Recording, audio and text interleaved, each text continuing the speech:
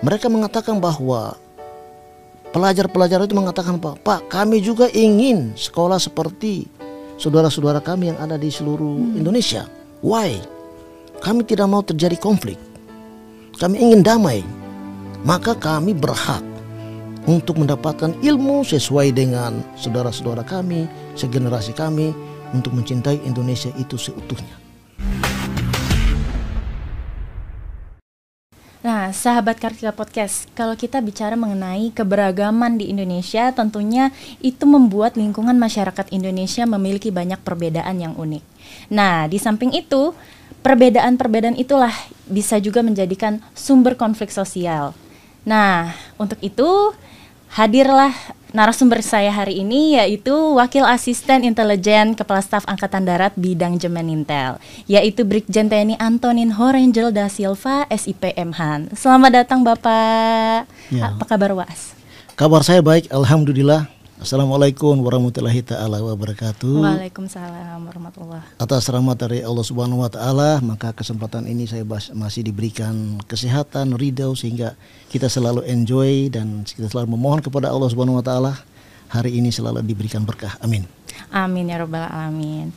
Nah Waas, kalau saya tadi sebutkan nama Waas ini ada Rengel da Silva, itu tuh seperti nama ala-ala Portugis. Tapi sebenarnya Waas ini kelahiran Timur-Timur, itu gimana Waas? Ya betul ya, memang kita kelahiran Timur-Timur. Biasanya zaman dulu pada kolonial Portugis, nama kita rata-rata sama seperti orang Portugis, sehingga ada full name-nya, ada panggilannya juga, ada famnya juga seperti itu. Oke, baik Was. Nah tapi Was, saya dari tadi opening ini udah sebenarnya salfok nih, fokus dengan kacamata hitamnya Waas.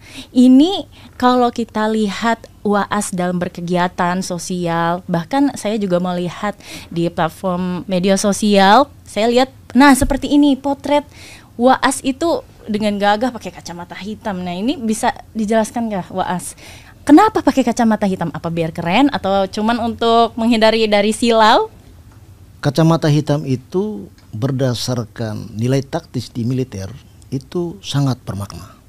Kenapa demikian? Kalau kita melakukan suatu military activity, perpindahan pasukan dari suatu tempat ke tempat yang lain, nah kita menggunakan kacamata. Kenapa demikian? Karena biasanya mobil-mobil militer itu tidak menggunakan AC. Nah, rata-rata kan baknya terbuka, kacanya diturunkan sehingga mudah sekali untuk kena debu. Sehingga kacamata ini sangat bermanfaat, nilainya sangat strategis sekali, digunakan untuk kesehatan mata. Itu yang pertama. Yang kedua bisa juga digunakan untuk pemandu heli. Kalau kita naik heli dengan kecepatan angin begitu besar, maka kita kalau menggunakan kacamata, mata kita terlindung. Karena militer itu memiliki 3 kemampuan. Pertama itu mata, yang kedua itu keterampilan menembak, yang ketiga itu fisiknya harus kuat. Nah, yang terakhir digunakan untuk contoh seperti kita pertempuran di dalam satu bangunan atau pertempuran kota atau pertempuran jarak dekat, itu digunakan kacamata untuk menghindari namanya percikan peluru, kelongsong dan lain sebagainya, sehingga mata kita terjamin. Itulah menjadi motivasi saya, sehingga saya waktu masih major, saya menjadi military instructor di pusat pendidikan infanteri. Saya selalu menggunakan kacamata untuk mendidik bahwa seluruh prajurit itu apabila dia bergerak dalam suatu tempat tertentu, kacamata itu sekaligus sebagai dan my style, tetapi juga digunakan untuk kesehatan mata. Demikian Miss Rima. Oh baik Was, ternyata di balik kacamata hitam ini banyak filosofinya yang ternyata bermanfaat.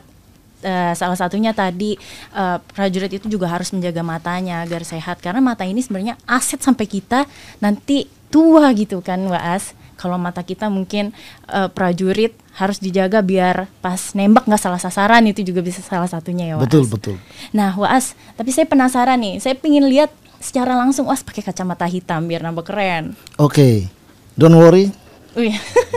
Kita pakai ya. Siap Waas. Karena sudah perintah dari Miss Rima, ya kita selalu ikuti. Siap, salah.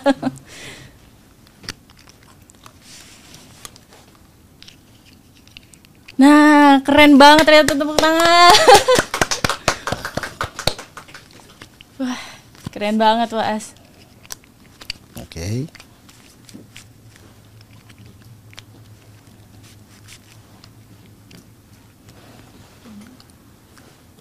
Miss Rima, ini kan kacamata ini sebenarnya kan saya sudah menyampaikan tadi memiliki nilai taktis dalam perlengkapan militer. Siap.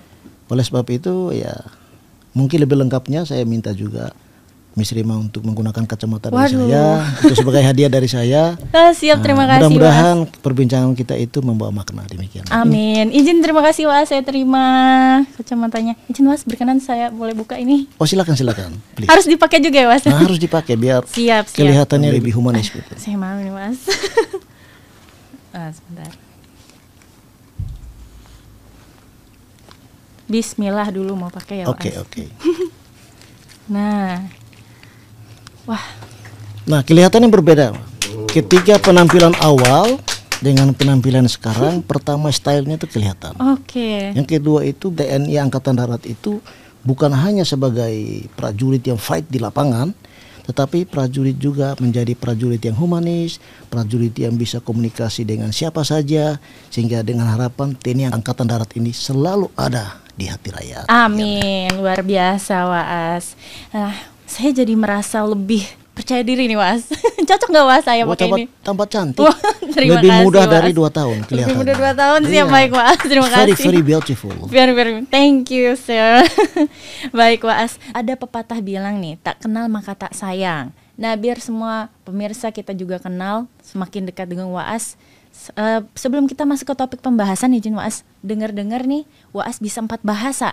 Ada bahasa Brasil, bahasa Inggris, bahasa Persatuan Timur Leste atau bahasa Tetun, dan yang utama adalah bahasa Indonesia. Mungkin untuk itu Waas bisa memperkenalkan diri dengan 4 bahasa itu izin.